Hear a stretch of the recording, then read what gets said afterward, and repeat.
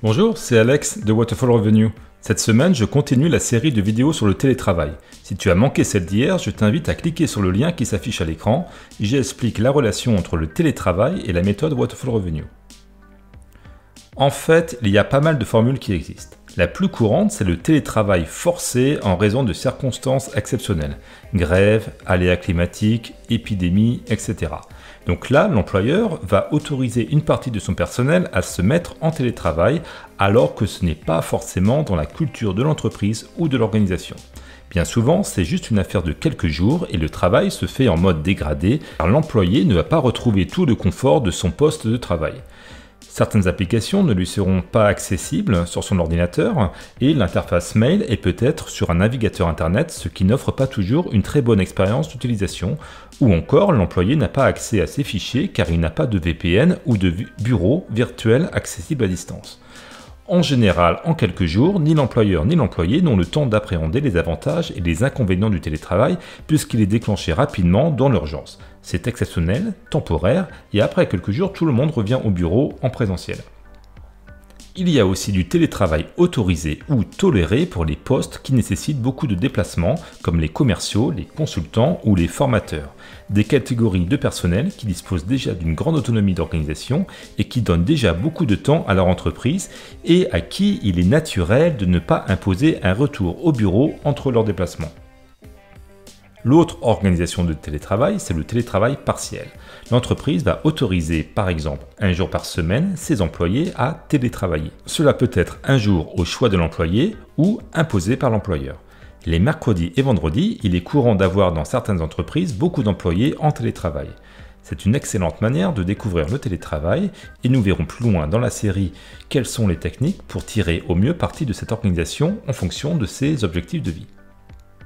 Ce type d'organisation peut aller jusqu'à dire que le salarié ne va passer qu'une journée au bureau, pendant laquelle les réunions sont privilégiées.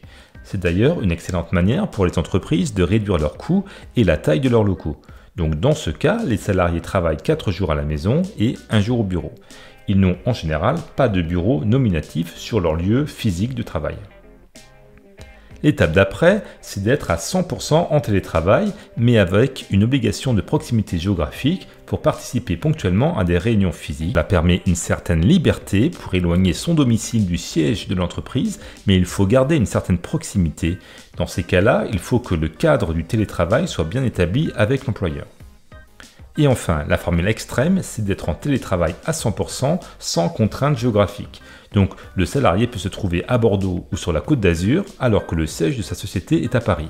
Dans ce cas, il ne rencontre ses responsables hiérarchiques et ses collègues qu'au cours de séminaires annuels et de quelques déplacements professionnels. La vidéoconférence sert à maintenir en général le contact. Pour toutes ces formules de télétravail, le contrat de travail reste relativement le même qu'en présentiel. Le salarié est à la disposition de l'employeur sur des jours et des plages horaires précises. Et pour les cadres, au forfait, l'implication attendue est la même en présentiel qu'en télétravail, c'est-à-dire qu'ils ne sont pas censés compter leurs heures. Il y a même une formule ultime du télétravail qui est 100% asynchrone, où le salarié peut être situé n'importe où dans le monde.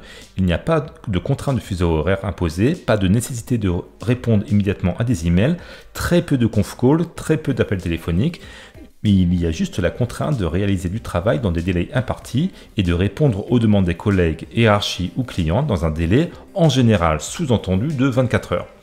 À la fin de la série, nous parlerons de cette formule qui pourra faire rêver certains d'entre vous. Mais avant de nous imaginer à travailler sur son ordinateur depuis une plage des îles Fidji, nous allons poursuivre dès demain cette série avec des sujets plus terre-à-terre, notamment les avantages et inconvénients du télétravail tel qu'il est pratiqué par les entreprises. La suite demain dans la prochaine vidéo. Abonne-toi à la chaîne YouTube et active les notifications pour que ton téléphone te rappelle qu'une nouvelle vidéo est mise en ligne. Si tu ne connais pas Waterfall Revenue, sache que c'est aussi un site internet qui s'étoffe chaque semaine avec de nouveaux contenus créés pour les salariés qui souhaitent réussir leur vie professionnelle et leur vie financière. Mais également, il y a une partie des contenus les plus percutants, les plus incisifs, voire dérangeants parfois, qui sont publiés uniquement en privé aux membres du cercle Waterfall Revenue.